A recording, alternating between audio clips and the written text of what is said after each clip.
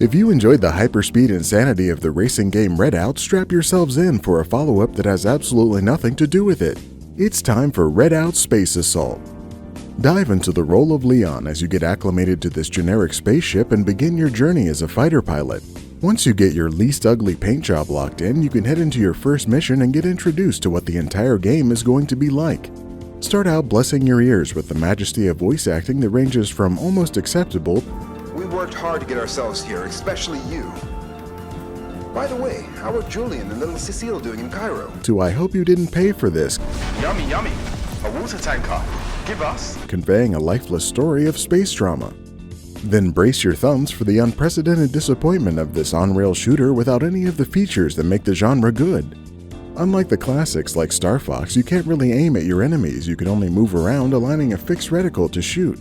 Then of course the game has automatic firing on by default, so you won't really be shooting at all.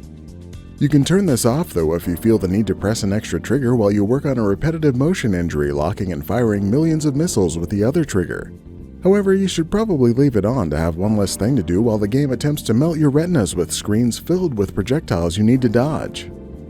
When you're not unloading hundreds of missiles in a row and breakdancing across the stars, you'll get to take on the exciting task of collecting space coins, just like a mobile game. Why is that? Well, this was originally a mobile game. Once you've finished your mission in 2 to 4 minutes, you can use those coins along with the bonus coins you get from objectives to upgrade your ship. Of course, being committed to bad design, you have to upgrade each of the 4 generic items 10 times before they actually upgrade. You also get cards, of which you can only keep one, that make that one aspect of your ship a tiny bit stronger.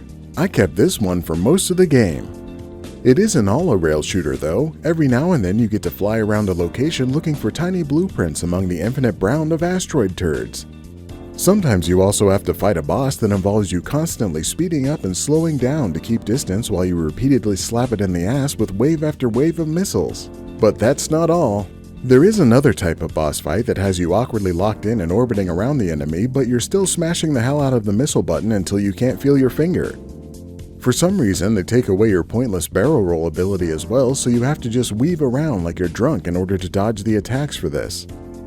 I'd love to tell you how long this adventure in mediocrity is, but almost exactly halfway through the 9 chapters I came across a mission I couldn't finish.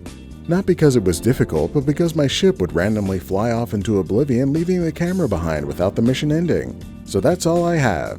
Redout Space Assault, bringing the fun of mobile garbage to PC to ruin the hopes and dreams of every Redout fan. This abbreviated review was brought to you by my patrons, Nexus Store, and viewers like you. If you like game reviews that aren't really game reviews and also sound like commercials, act now and like this video and subscribe to see more.